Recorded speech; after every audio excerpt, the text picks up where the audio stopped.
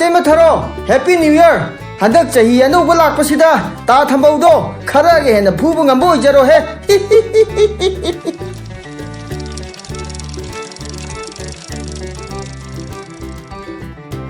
Ho Nangdi, New Year Gisaka Sanaba, Matayaw Ruidro.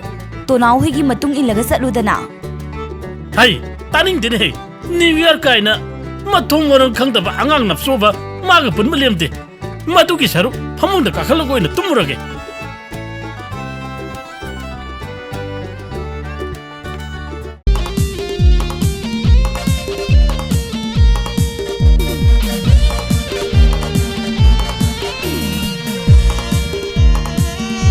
Oh, Takuidu, Nang Bulu Dribero Haba.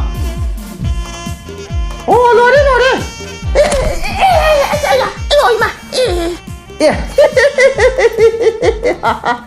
Takuidu, Nang Sidiba, Aluma Le Habasimadi, Pajada Sumazani he. Ado, Nangi Sajo Muktamutalo Haba, Wama Haje. Nang Pau Matadribro. Kari Pauno, Natti, I quit like Ida, Kanani Pisian Bakaya Gahaba. Natti, hey, I hing me down the neck, Kong Hamachang Bata, Latin Manung the Guinea, Kupanga Kana Thai, I need to know. Tanning the Heta Kudum, Miga among Shanganung Duda, Kanana Lulaga, Kupanga Tartuno Haba. I hope nothing that the Kasuta de Haye, Numitan the Captain Haye. Takuidom, Nangi Wari to Yare. New York Piki Chalaga, Saksarusi Haraga, among Shangatringi Wari, a book hard related to Lisi. Lao, take Ranisalasi. I did Nupisu Tido Quidravani. Haying an only Pidola Dina. New York party to talk for Campona Takudo.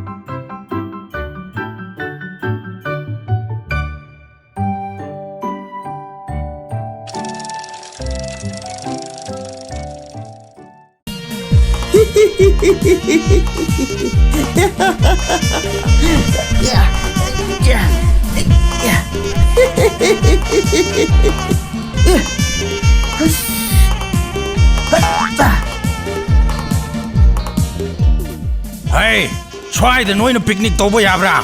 Ha? Masi Puzelo. Ayo! Puzelo. Ayo! I don't know! Amasi di utaktaga kadana tawsi yengune. No yani swaida, lang kongdana picnic to boy aro kangko. Ayo!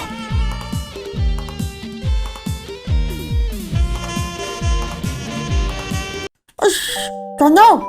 I can't eat that crazy. Try the queen of Rushi. Picnic to boy aro so money. As Mawalo the Heta Kudo. Nangjunga China would talk to go ahead to Koloyadro. Namiro Yang there, Nabuk near a tongue hit on the Nivo. Langam Sangam Dramina, a 2 guy captain and Drena. Canada with the. Yeah! Don't know! Nangu don't have it.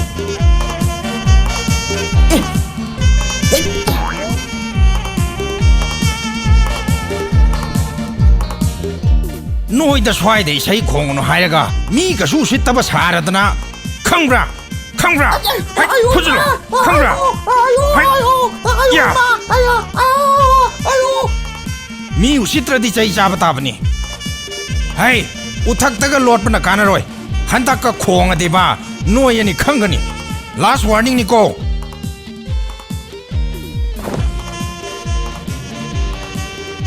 I don't know. I never told you how I need.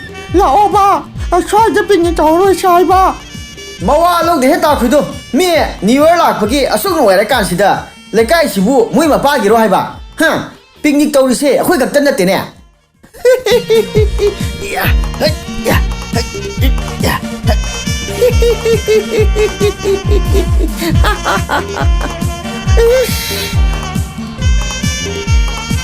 한적지 아유 타타가 카타오라게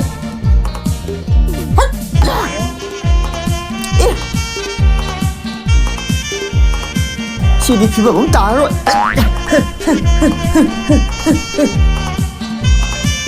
에 로드 크마리네 파레 마사이 샤만 그래 로츠베스노 한닥티 우탁다 레이리바 누파시 오이네 푸르시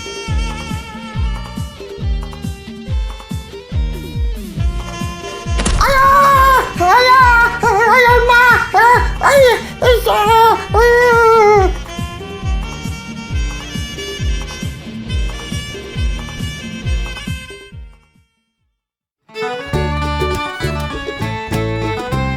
Ai nang sai chili do ko in ro ya tro ha ta khui do nang sima ba o thong na pang khre sai ta ka mai ni na du khang de ai na sai na chak chi hai dra nang as ya re ta khui do nga sai nang da phuram ba do ka da ta na ho da ba ni mi na ka da ta khang bu na te hai ba ya re to no ai picnic ka ma te ho ja da rồi hai ta khui do ngai khone nang bo nang on da phu ba do ka da tu ho da ba ni hai ba ngai khu hai ba ne as o tho pa mi ve loi na rui he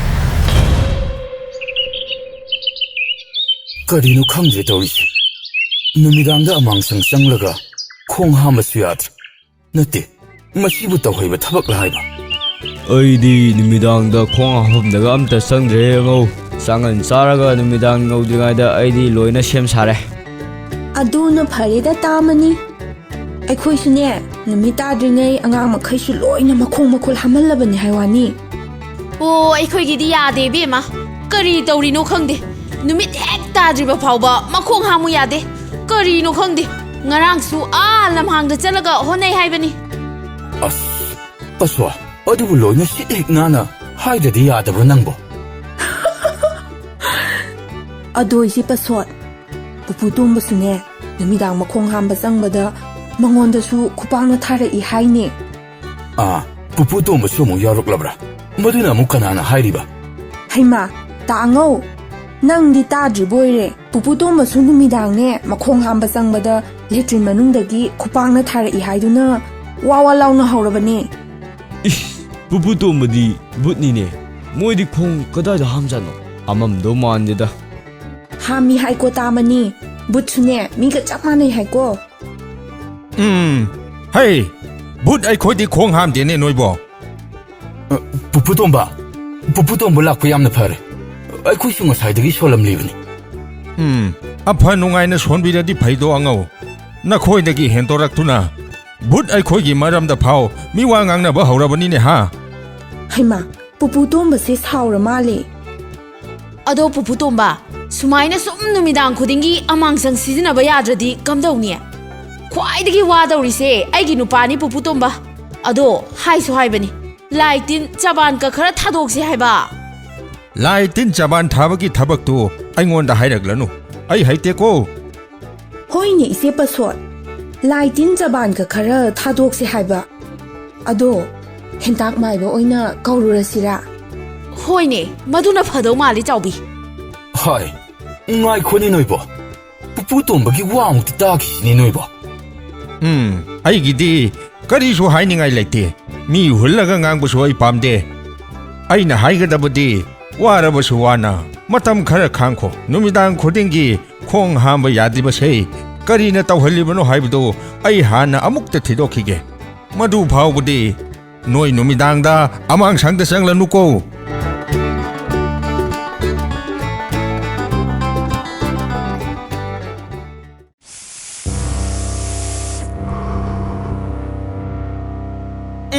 ꯃꯗꯨꯒꯤ ꯂꯥꯏꯔꯤꯛꯇꯨ ꯏꯆꯝ ꯆꯝꯕ ꯂꯥꯏꯔꯤꯛꯇꯤ ꯑꯣꯏꯗ꯭ꯔꯦꯁꯦ ꯃꯗꯨ ꯂꯩꯔꯕꯗꯤ ꯑꯩꯁꯦ ꯃꯤꯌꯥꯝꯅ ꯌꯥꯝꯅ ꯀꯤꯅꯕ ꯍꯦꯟꯇꯥꯛ ꯃꯥꯏꯕ ꯍꯥꯏꯕꯗꯨ ꯁꯣꯏꯗꯅ ꯑꯣꯏꯒꯅꯤꯁꯦ ꯑꯩ ꯃꯗꯨꯒꯤ ꯂꯥꯏꯔꯤꯛꯇꯨ ꯑꯩꯒꯤ ꯈꯨꯄꯥꯏ ꯂꯥꯏꯔꯤꯛ ꯑꯣꯟꯊꯣꯛꯅꯕ ꯇꯧꯔꯒꯦ ꯉꯥꯏꯈꯣ ꯑꯇꯣꯞꯄ ꯃꯥꯏꯕꯒꯤ ꯂꯥꯏꯔꯤꯛ ꯄꯥꯏꯕꯁꯤ ꯄꯥꯕ ꯍꯩꯇ꯭ꯔꯕꯗꯤ ꯅꯠꯇ꯭ꯔꯒ ꯂꯣꯏꯁꯤꯟꯕ ꯍꯩꯇ꯭ꯔꯕꯗꯤ ꯃꯊꯣꯡ ꯑꯃ ꯏꯆꯥ ꯆꯥꯗꯦ ꯍꯥꯏꯅꯩ ꯃꯗꯨꯅ ꯑꯃꯨꯛ ꯀꯝꯗꯧꯕ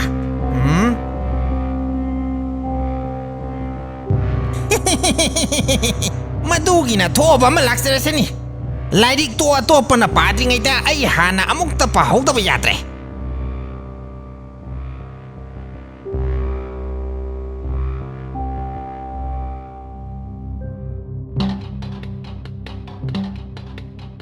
ꯍꯣ ꯄꯤꯛꯇ꯭ꯔꯨ ai Pictru hauji ai khoi ni chatlaga mai ba loken gi larik to amuk ta lawru rasi madu gi larik to ai na pa da ba yadre Pictru ai di lakpa ngamjaro hen tang mai ba ai di haijari sini atopa mai ba gi khupai larik amata pai ganu madu afaba oiroi ko hen tang mai ba hey nang ai da leira ba di ai na hai ba yaga da ba ni Pictru nang su khandu na yengu hayeng ai na aphau ba mai ba oira ba di nang su mi ni ikai khumna ba mi saga ma hai ba do oi ga dori ba ni ne madu ta nate sen thom su mayama ma pai ga dori ba ni ne nang bo hen tang mai ba hayeng ko na amuk pupu tombagi mamangda chopa nang badu ai di ngamjaroi ko madugi thabak tu toksi madugi pupu tomba hai ba butu ni ai na amuk tang mai thi ba pi ke khali se ai gi thabak thoram da ma na yam na kai ba piri ba ni lairik tu ai gi khutta amuk ta pai ki ke madugi matung da ma bu mai thi ba amuk pi ke hen tang mai ba hai ba da lai bani thabak oina pangthok pada yamna lu bani ko Sagat ngang tu na lay da nu lao ai gi tung i lo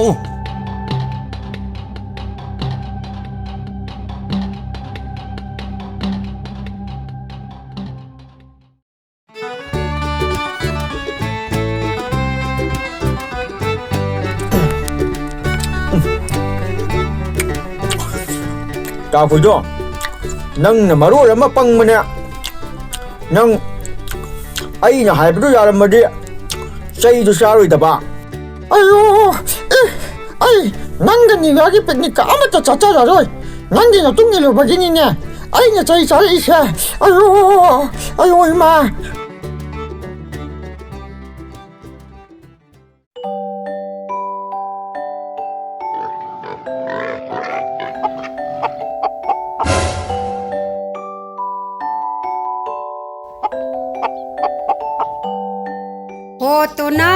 Ho to now nani lai ni nang ba ang te thok lo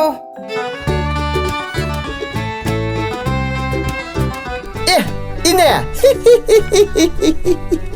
ai di ini lak ba ngai ba da othong no wara ba ni ne adu ine nupi du gi kari pau por ke hai ba ai na nangonda yum kai ningki na sengtu haraga nang di kai dora ba ha Sidi ai na nate he ine ta khudum na tawri ni ai na ne sumang da sai ba mayam se mawon da sengdu hai ba ni ma na ne sum ta hi ta da ba hai mingonda mo hai du charu nang na sengtu padi kai dawi ha kai di wa na dei ne ai di luhong do ra bo ni kai no luhong dai hai sidi khujin khoya pheng na lai ga do ba ni hauji pu ai na phat taw di amor kai mayam si kama na sengdu tu na hai ba Ine, masih kita nak cek, macam ni macam je. Mana ibu, ni lagi pingin caci haju na pobiraga, mina fuhali ni tu yengu. Aje mikir se, loya green card bani, bung mama bani. To now, nang na tauri je, ini diam na nungsat thire da.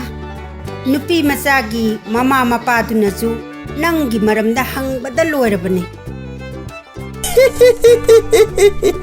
ai khoi ku ge ni pu kana ai gi maram da hang ni hai ba khun si da sak phaja ba da hai sing ba mathong na lei ba da to no ai gi lamba lei ti na ini na hai khaba na tro hai ne hai madu bu hekta hajan ba ya ba wara ba hayeng ai amuk chopadi kam dau ba ha as ai khoi ni sima ba na ya nu pa to nau da kari awar pa lei ri ge hai ba adui saruk nu pi do muk da puro ine ai ge wari sanage ai ge wari nge hak sanabada ne ta to now ai khoi ni lu hong ne se adum hek ta haira dong thida mamai si kaya de ikai khangji banu ne sibo to now nang gi wadu ai di ikai bani lo re aduga ngai kho ini wa mahange hantak marak che noi khunsi da ne numidang khudingi amang chang ya da babut ama thu e haibi sibu chumbro kai de wa no he ne thongna phaba to na oi lei ri ngai da ai khoi le kai si da bu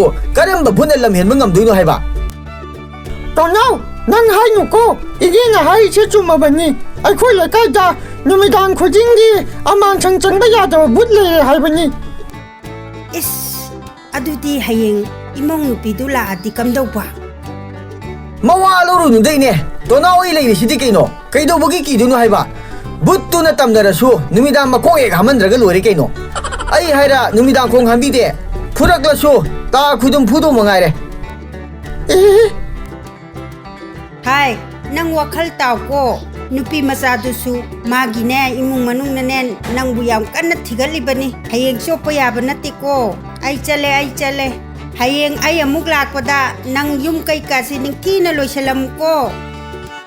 Ado ine luhong baga ngayamdreda. Nupi do hekta puro haiba. Ay amuk ta wari sanage haiba. Thida masigi kai khangdaba sidiya.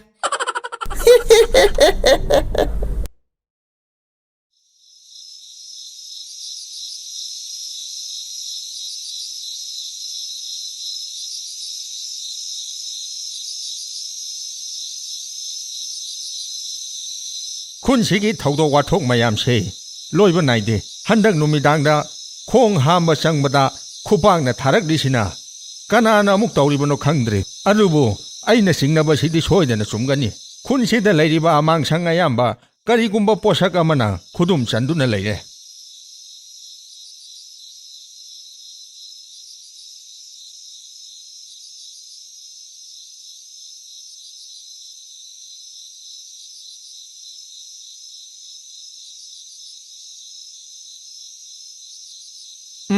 ꯃꯁꯤꯒꯤ ꯌꯨꯝꯁꯤꯗꯤ ꯃꯤ ꯂꯩꯅꯗ꯭ꯔꯕ ꯀꯨꯏꯔꯕ ꯌꯨꯝꯅꯤ ꯏꯃꯨꯡꯗ ꯃꯩ ꯊꯥꯟꯕꯒꯤ ꯃꯉꯥꯜ ꯑꯃ ꯊꯣꯔꯛꯂꯤꯁꯤꯅ ꯀꯅꯥꯕꯨ ꯂꯩꯔꯤꯒꯕ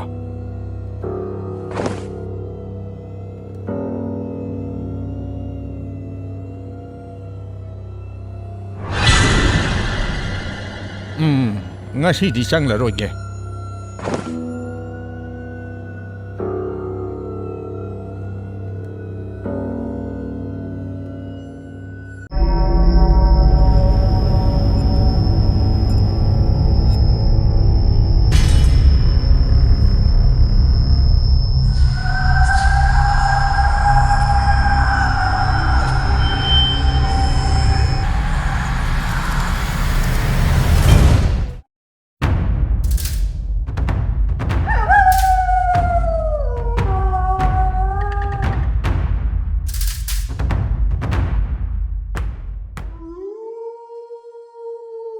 Hentak mai ba, nang na ibu mapam sida puragli se. Ay di tandi am taliko. Mai ba lokendo, mana sana ramba butto. Loy silam di hai bani. Ay di hausik zo hai sini. Magi yum manung da, sang da ba pai ko. Magi butto, soy ta na yum manung sida layam gani. Hay, Piktro, nang butto min na layo ne. Kadi su toroy ne. Hentak mai ba apaw ba igasan min na rin ngay da. Nang ginatuna mapaw sohan loy ko. Taning di ta hentak mai ba. Ngang turak padadi, nang su pasana mali. Nahay su amatahay taba nang na. Mai ba sarami se. Ay di ngak pungak lini ne. Maduna hanagi wari ni Piktro. Mai ba lokien gilarik tu hek pai ba ka. Ay apaw ba mai ba oira doy ni ne nang bo.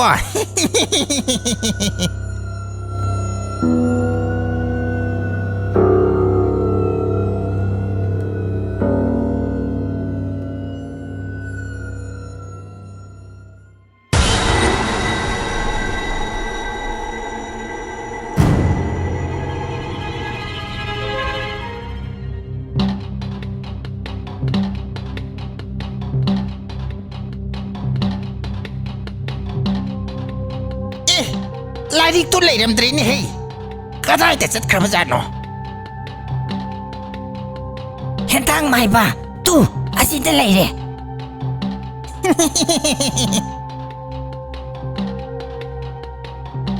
Hey, ngai ko. Nahan daw na po chay among lang sila ka daw ri jala. Hay, ko ka mo kay na ni ko. Is, ay po selaw ba na pa do jala. Ngai ko Piktro. Taugi hairabadi ngasai na jaja tauраклani hojik phau kari su tauraktri sinati lairik se sina ibu yai hairi ni Piktro nangbo